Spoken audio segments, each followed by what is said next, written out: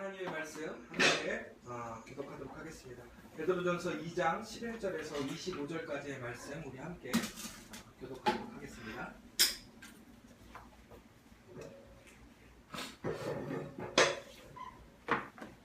신약성경 베드로전서 2장 11절에서 25절까지의 말씀입니다.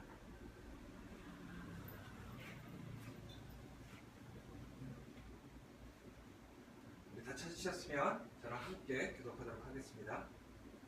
사랑하는 자들아, 거류민과 나그네 같은 너희를 권하노니 영혼을 거슬러 싸우는 육체의 정욕을 제어하라. 너희가 이방인 중에서 행실을 선하게 가져 너희를 악행한다고 비방하는 자들과 하여금 너희 선한 일을 보고 오시는 날에 하나님께 영광을 돌리게 하려 함이라. 인간의 모든 제도를 주를 위하여 순종하되 혹은 위에 있는 왕이나 혹은 그가 악행하는 자를 징벌하고 선행하는 자를 포성하기 위하여 보낸 총독에게 하라. 곧 선행으로 어리석은 사람들의 무식한 말을 막으시는 것이라. 너희는 자유가 있으나 그 자유로 악을 가리는 데 쓰지 말고 오직 하나님의 종과 같이 하라. 무사람을 공경하며 형제를 사랑하며 하나님을 두려워하며 왕을 존대하라. 사원들아, 범사에 두려워함으로 주인들에게 순종하되 선하고 관용하는 자들에게만 아니라 또한 까다로운 자들에게도 그리하라. 부당하게 고난을 받아도 하나님을 생각함으로 슬픔을 참으면 이는 아름다우나 죄가 있어 매를 맞고 참으면 무슨 칭찬이 있으리요. 그러나 선을 행함으로 고난을 받고 참으면 이는 하나님 앞에 아름다우니라. 이를 위하여 너희가 부르심을 받았으니 그리스도도 너희를 위하여 고난을 받으사 너희에게 본을 끼쳐 그 자취를 따라오게 하려 하셨느니라.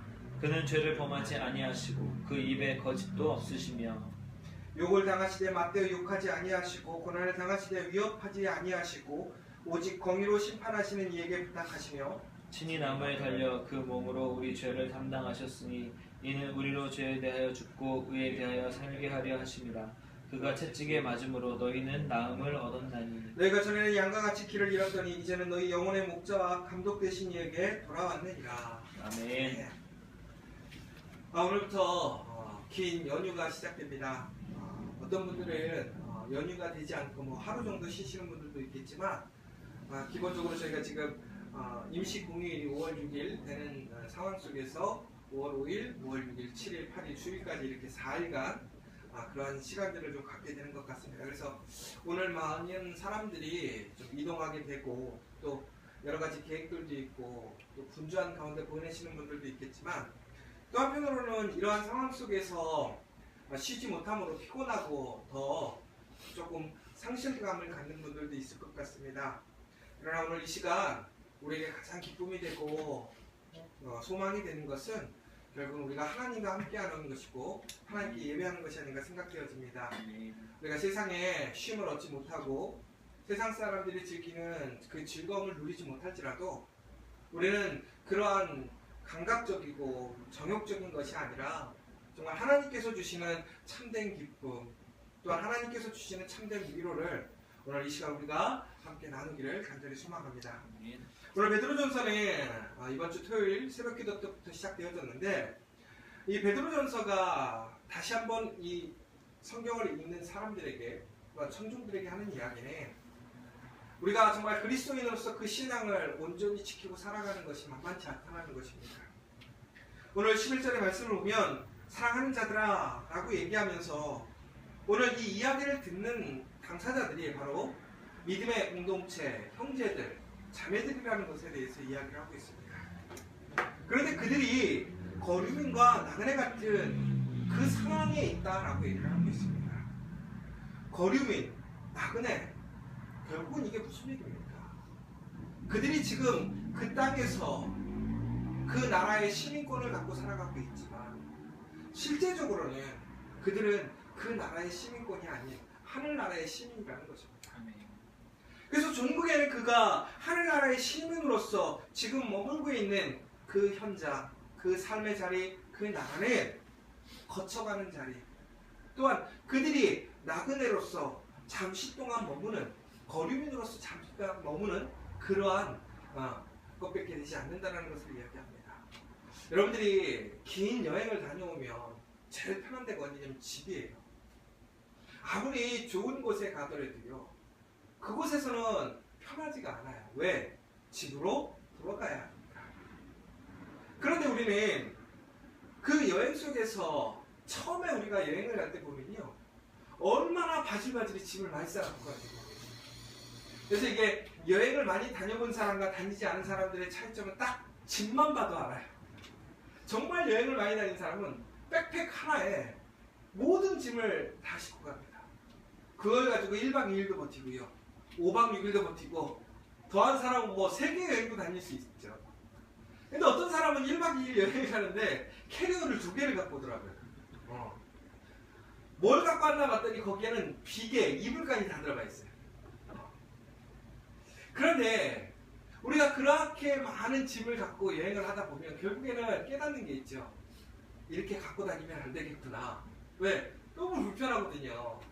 그리고 분명히 내가 온 목적은 여행이라는 거죠. 잠시 거쳐가는 것이고, 그렇다면 그 거쳐감에 걸맞는 복장, 그 모양이 돼야 그 여행에서 더 좋은 시간, 더 많은 것을 누릴 수 있게 되는 것이죠. 마찬가지라는 거예요. 이 세상은 우리가 거쳐가는 곳이지 머무는 곳이 아니에요. 영원한 땅이 아니라는 거예요. 그리고 우리는 이곳에서 시민권이 되지 않아요. 시민이 되지 않아요. 그러다 보니까 우리는 이 세상에 사는 방식, 이 세상 사람들이 추구하는 그것을 추구하지 않습니다. 그렇다 보니까 세상 사람들은 우리를 그들과 같지 않다는 이유만으로 인정해주고 존중해주지 않아요. 오히려 배척하고 아무리 선하고 좋은 일을 해도 옳게 여기지 않는다는 것이죠. 그러면서 우리가 그 사이에서 갈등하는 거예요. 아, 내가 그냥 이 자리에 머물러야 될 것인가. 제가 아직도 가끔씩 이런 질문들을 받아요. 캐나다가 좋습니까? 한국이 좋습니까? 근데 제가 우스갯소리로 그래요. 그냥 아무 동목점 없이 그냥 살아야 된다고 생각하면 캐나다 가서 살겠어요. 그러나 사역적인 측면, 하나님의 그러한 목적에 합당하기에는 한국에 사는 게 맞는 것 같아요. 저는 이렇게 얘기를 해요. 그런데 캐나다에서 산다는 것이 어떤 이유가 있는가? 결국 캐나다에서 살고 싶다는 것은 거기에 어떤 자연 환경, 어떤 그 전체적인 문화양, 또 엄밀히 얘기하자면 또 우리 자녀들을 키울 수 있는 교육적인 환경, 이런 부분들이 훨씬 괜찮기 때문에 거기에 있는 거겠죠. 그런데 많은 사람들이 그 캐나다나 혹은 미국이나 혹은 유럽의 좋은 나라들에 가서 거기에 머물고 싶고 거기에 시민권을 따고 싶어 하는 거예요. 왜? 그렇게 될 때에 그들은 지금 살고 있는 세상보다, 그 사회보다 더 나은 세상, 더 나은 사회에서 살 수 있고, 우리의 자녀들이 그곳에서 정말 건강하게, 즐겁게, 행복하게 살 수 있을 거라고 생각하기 때문에 우리가 흔히 얘기하는 영주권, 시민권 달라고 얼마나 애쓰고 힘쓰는지 몰라요. 오죽했으면 시민권, 영주권을 못 땄는데 쫓겨나야 되는데도 불구하고 불법 체류해서 가요. 그런데 그러한 상황들이 우리나라에서도 벌어지잖아요. 뭐 중국에 있는 사람들이라든가 혹은 아프리카에 있는 사람이라든가 중동에 있는 사람들이 우리나라에 머물고 싶어서, 우리나라의 시민권을 얻고 싶어서 얼마나 힘쓰고 있었는지 몰라요. 그것이 안 되면 이곳에 불법이라도 머물러서 남고 싶어 한다는 것이죠. 그런데 우리는 하나님을 믿으며 하나님께 정말 가장 완벽한 나라, 가장 좋은 시민권이 있다는 것을 우리는 알게 되었어요. 그리고 우리는 하나님의 백성이 되었고 하나님의 자녀가 되었어요. 그래서 우리는 하나님의 시민권을 얻었음에도 불구하고 우리가 살고 있는 지금 이 현실의 세상 속에서 우리가 겪는 고난과 불편함, 부족함 때문에 우리는 순간순간 이 세상에 머물러서 그곳에서 누릴 수 있는 평안함과 유익을 얻었으면 하는 생각들이 들 때가 있다는 거예요. 그런데 오늘 이 베드로가 그 얘기를 하는 거예요. 너희들이 하늘나라의 시민자들로서 이 땅에서 인정받지 못하고 안전하게 정착하지 못해서 너희들이 그런 유혹이 올 수 있다는 거예요. 그런데 그것을 조심하라는 거예요. 육체의 정욕을 제어하라는 거예요. 이 세상에서 즐길 수 있는, 누릴 수 있는 그 편안함과 어드밴테이지를 너 스스로 조심하라는 거예요. 왜? 결국은 내가 무엇을 선택하고 무엇을 바라느냐에 따라서 우리의 그 결과가 달라진다는 거죠. 그러면서 종국에는 우리가 그러한 육체적인 정욕을 온전히 이겨내기 위해서는 어떻게 해야 되는가? 결국은 선을 행하는 삶을 살아가는 것입니다. 그러니까 하나님의 백성으로서 나의 정체성, 나의 본질, 또한 하나님께서 주신 그 특권을 지켜가려면 우리가 어떻게 되느냐? 육체의 정욕을 따라가지 않아야 되는데 그 육체의 정욕을 따라가지 않는 가장 좋은 방법이 뭐냐면 선을 행하라는 거예요. 선을 행하라. 그런데 그 선이라는 게 과연 뭐냐라는 거죠. 우리가 흔히 얘기하는 좋은 일, 착한 일이냐 이거예요. 우리가 흔히 얘기하는 어떤 공동 모금회나 혹은 어떤 기부할 수 있는 곳에 돈을 주는 것, 이게 선한 일이겠죠. 누군가 어려운 일을 당했을 때 그 어려운 사람을 도와주는 것이 선한 일이겠죠. 그런데 오늘 우리가 그 하나님이 말씀하시는 선은이라는 것이 무엇인가를 우리는 다시 한번 생각해 봐야 된다는 거예요. 첫 번째는 우리가 그 선이라는 것은 뭐냐면 결국은 우리가 행하는 그 선을 통해서 다른 사람들이 예수님이 오시는 그날에 예수님의 그때에 하나님께 영광을 돌릴 수 있도록 해야 하는 것이 선이라는 거예요. 그러니까 결국은 내가 단순히 누군가를 도와주고 착한 일을 행해야 하는 것이 아니라 그 착하고 올바른 일들 중에서 그 일들이 다른 사람들을 어떻게 변화시켜서 그들이 하나님께로 영광에 참여할 수 있게끔 하는 것이 선이라는 거예요. 그러니까 다시 얘기하자면 다른 사람을 구원에 이르게 하는 것이 선이라는 거죠. 단순히 세상적인 의로움, 동정, 착한 일이 아니라 다른 사람을 선에 그 구원에 이르게 하는 것이 선이라는 것입니다. 그런데 그 선을 행하는 그 방법들 중에 첫 번째가 뭐냐면 모든 제도에 순종하라는 거예요. 좀 언밸런스한 얘기인 것 같지 않아요? 안 맞는 얘기인 것 같지 않아요? 하나님 앞에 다른 사람들이 구원에 이르게 하기 위해서 모든 제도에 모든 권력을 가진 사람에게 왜 순종해야 되는가? 결국은 이것은 이렇게 얘기할 수 있어요. 우리 청년들에게, 목사님에게 절대적으로 순종하십시오. 이게 아멘이 나와요. 아멘이 나와요. 절대적으로 순종하라. 내 얘기가 아니라 성경 얘기인데. 아멘을 안 했대. 우리가 또 기업으로 치자면 사장이 있어요. 사장한테 절대적으로 순종하라는 거예요. 그러면 이 얘기에 대해서도 우리가 순종할 수 있겠네.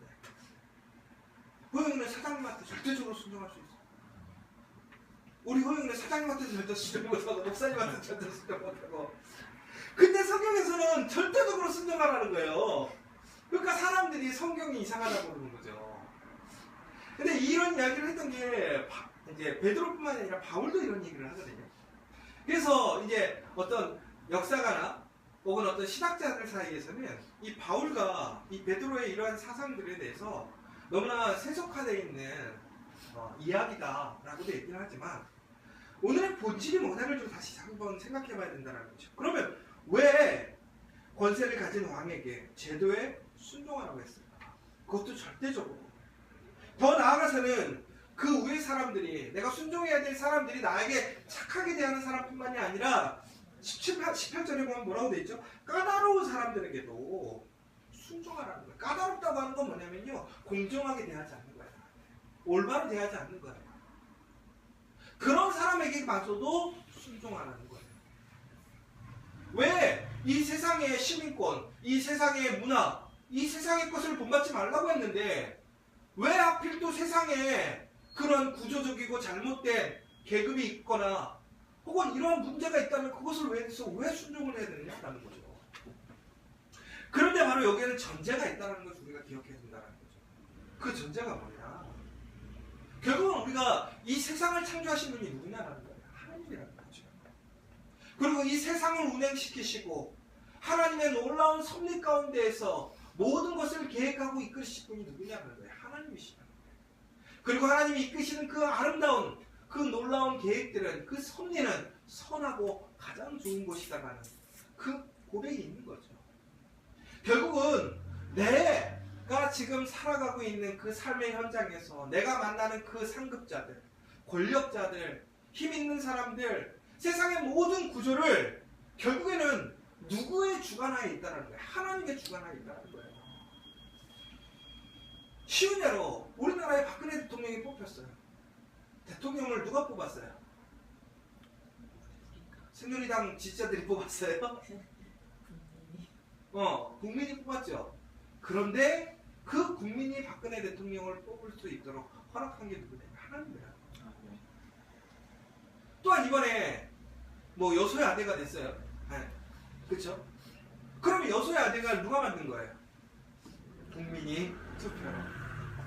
권호영이 투표해갖고 그렇게 만들었어요.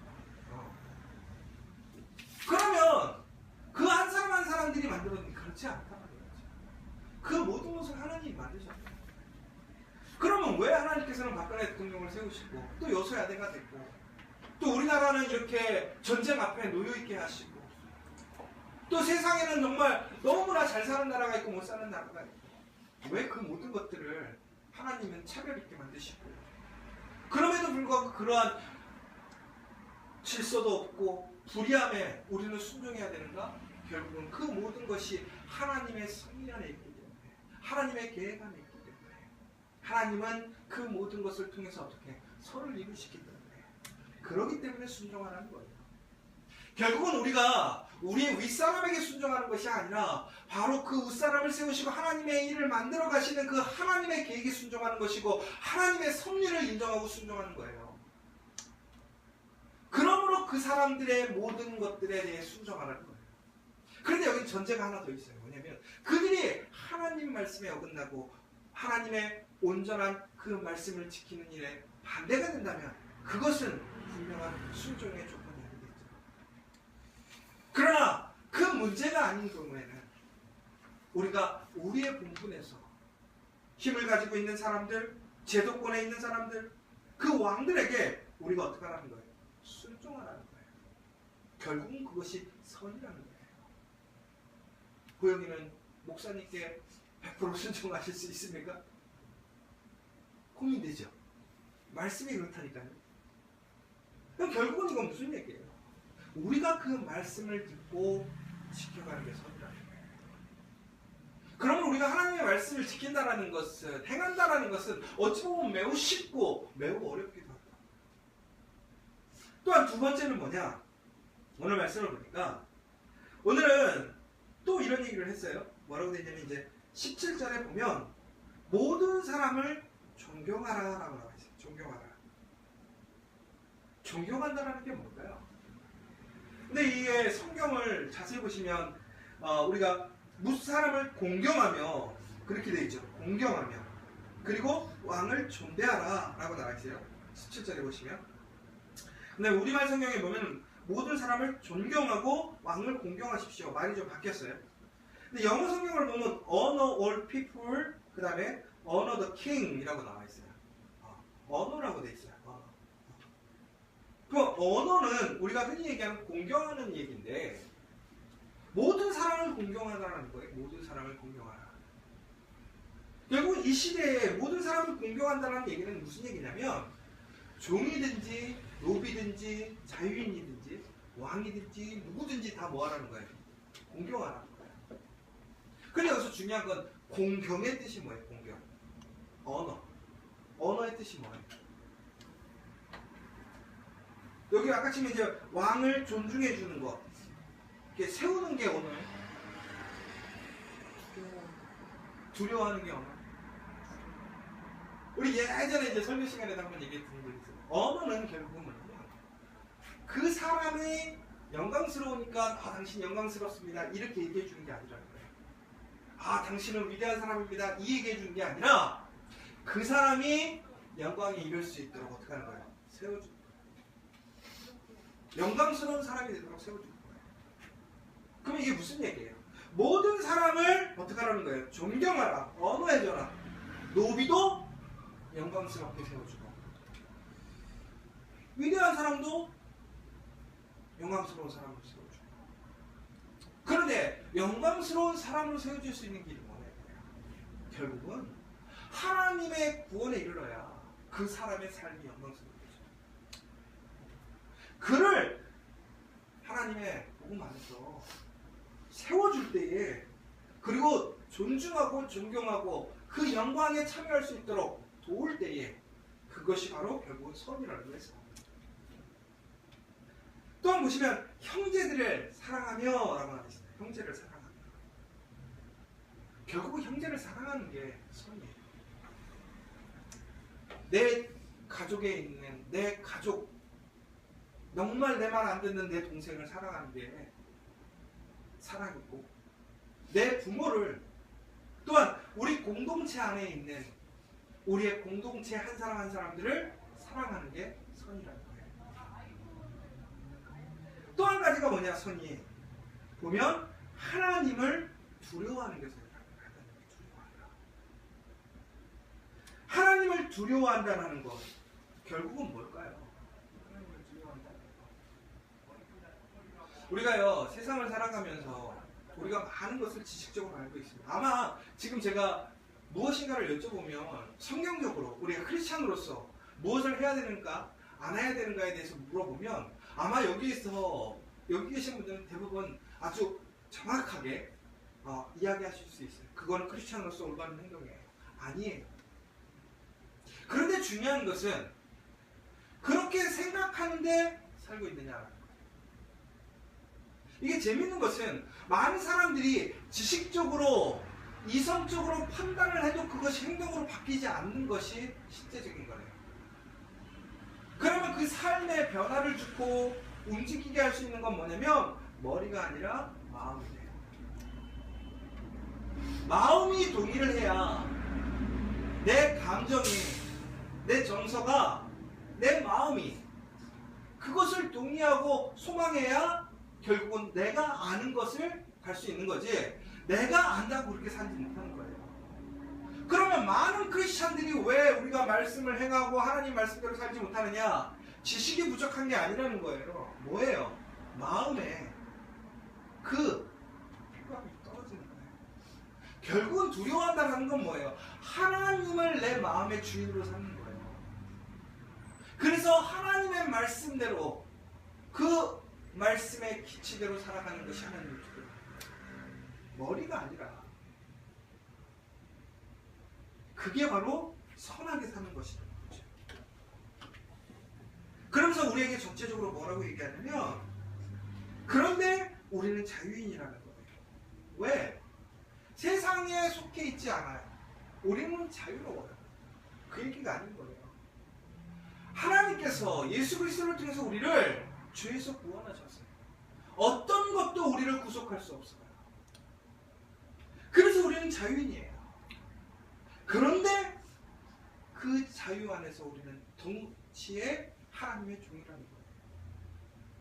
그래서 결국에는 우리는 내 자유의지 안에서 하나님의 종으로서 하나님을 기쁘시게 하는 일이 무엇인지, 하나님이 원하시는 선이 무엇인지를 온전히 알고 살아가게 될 때에 우리는 육체의 정욕에 따라가는 삶을 살지 않게 된다는 이야기를 하고 있는 거예요. 우리가 정말 이렇게 많은 이러한 선한 일들을 하다 보면 종국에 우리가 고난을 받게 돼 있어요. 그런데 오늘 20절에 뭐가 돼 있어요? 죄가 있어 매를 맞고 참으면 무슨 칭찬이 있으리요. 그러나 선을 행함으로 고난을 받고 참으면 이는 하나님 앞에 아름답다라는 거예요. 우리가 선을 행함으로 인해서 고난받을 수 있다는 거예요. 고난받을 수 있어요. 그런데 우리는 내가 선을 행하는 것에 대해서 그것이 좋은 응답, 대우를 받지 못하고 좋은 열매가 없어 보이면 우리는 그냥 실망하고 포기해버려요. 그런데 하나님은 그렇지 않다는 거예요. 그것을 아름답게 여기신다는 거예요. 그리고 이를 위하여 우리가 부르심을 받았다는 거예요. 선을 행하기 위해서. 여러분은 진정으로 선을 행하는 사람이냐? 제가 이제 우리가 이제 요즘에 기도하는 제목이 있어요. 갑자기 저희 교회가 또 여러 가지 또 기회와 또 도전의 시간이 왔어요. 아직 뭐 무엇인가가 결정되지는 않았지만 그것들을 기도해 가면서 과연 정말 우리가 할 수 있을까? 근데 이게 인간적인 생각으로 보니까 한 200만 원 정도의 그 예산들이 항상 부족해질 수 있는 상황이 되는 거예요. 그럼 그 200만 원을 어떻게 메꿀 수 있을까? 누가 헌신할 수 있을 것인가? 과연 의인 5명만 있어도 소돔과 고모라를 구원했는데 우리 커피와 교회는 의인 5명이 있어서 200만 원 충분히 감당할 수 있을까? 어떤 분한테 얘기했더니 풍성한교회 우리 지구도 원장님하고 이런 잠깐 그런 얘기를 했을 때에 풍성한교회가 한 성도 300명이었을 때 이제 교회를 지금 있는 교회로 옮기려고 하는데 그 250이거든요. 250 교회를 옮기려고 하는데 근데 아직도 빚에 있어요. 그런데 300명으로서 250을 감당할 수 있을까요? 감당 못하죠. 그래서 목사님이 포기했대요. 목사님이 포기했어요. 근데 성도들이 정말 뜨겁게 기도하고 우리 교회의 부흥을 위해서 정말 그 비전을 위해서 우리가 그 하나님의 전을 우리가 세웁시다. 그리고 100여 명의 사람들이 따로 정말 하나님 앞에 기도해서 그 100여 명의 사람들이 책임지겠다고 목사님이 찾아왔더라고요. 그러면서 지금 풍성한 교회가 부산에서 지금 그렇게 가장 큰 두 날개의 핵심 역할을 하고 있죠. 그런 일들을 했어요. 그러면 뭐 우리 교인 5명이면 그깟 200만 원 못 하겠어요? 매달? 그쵸? 근데 그게 쉽지가 않아요. 이게 사람마다 다른 거잖아요. 능력이 다른 거잖아요. 그런데 제가 생각을 해봤어요. 그러면 어떻게 해야 될 거냐? 현실적으로 그것들을 어떻게 우리가 감당할 수 있고 준비할 수 있을 것인가? 근데 참 재밌는 게 기도를 해보고 또 인간적인 생각으로 해보니까 인간적인 생각에서는 답이 나오는 방법이 있어.